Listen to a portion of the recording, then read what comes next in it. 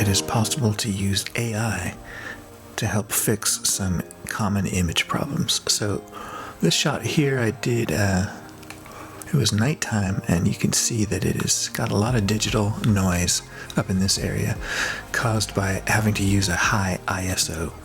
So yeah, if you don't have enough light, you have to boost the ISO setting on your camera, which basically just increases noise like this grain, but it's not attractive grain like film grain. So we can use AI. I've got a software app here that has a bunch of different algorithms that if you dial them in correctly, you can actually fix your image and save a lot of shots. So this one is on the verge of being not usable because of so much noise and gunk in it. But let's go ahead and apply this algorithm to it. So I'm going to preview it. I'm going to basically be cleaning, reverting the compression, recovering a little bit of detail, sharpening a little bit, and reducing noise. That's the main thing I care about. Okay, so I'm going to preview and you'll see a before and after. So it takes a minute for the software to kind of look over the shot and decide what it needs to do. So it's generating a preview for us.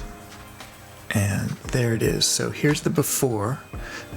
Chunks of noise, and even the image starts to break up into kind of little, well, chunks. And then over here you can see it's quite a bit cleaner in the sky if you compare it to over here. A lot of noise. Look at the skin as well. A lot of noise on the arms. And come over here and look, and it's a lot cleaner. Okay, so quite an improvement. Now we can zoom in, zoom out. So obviously we were really zoomed in, so it's going to look more like this, and you can see a stunning difference between this side and how kind of JPEG chunky it looks, and over here much smoother and cleaner in the gradations. The skin tones are smoother, and that follows through for the whole shot really. One thing to be careful of is a lot of times it can over smooth the shot. Let's take this arm for example. I've dialed in a little bit of film grain, actually, not noise but grain, and if I take that out you will see that it doesn't look quite as natural. So I'm going to turn off the grain and give it another preview. So there's all the noise in the original, just really hard to see that that's acceptable. It's not really acceptable. Very chunky, noisy. And then if you come over here to the AI processed version, you can see it's almost too smooth, almost like a painting.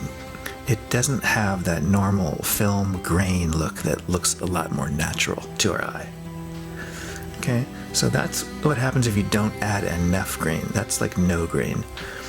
Once again, if you zoom out, it's kind of passable, but there's a certain artificiality and over smoothness. People refer to it almost as a plastic quality. So if you don't add in some grain, you can kind of get an over plastic look. So let's add the grain back in. Turn it back on. I had it up to 3, and I had a grain size of 1. I think that was working pretty well. I do like it kind of on the smooth side, just not robotically smooth. So here it is with the grain again. And as you can see, here's the before.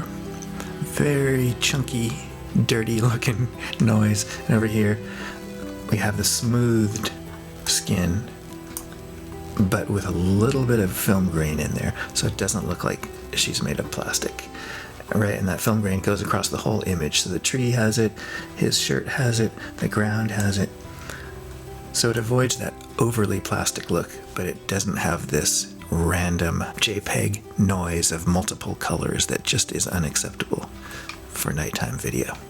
There you have it, the use of AI to improve your shots.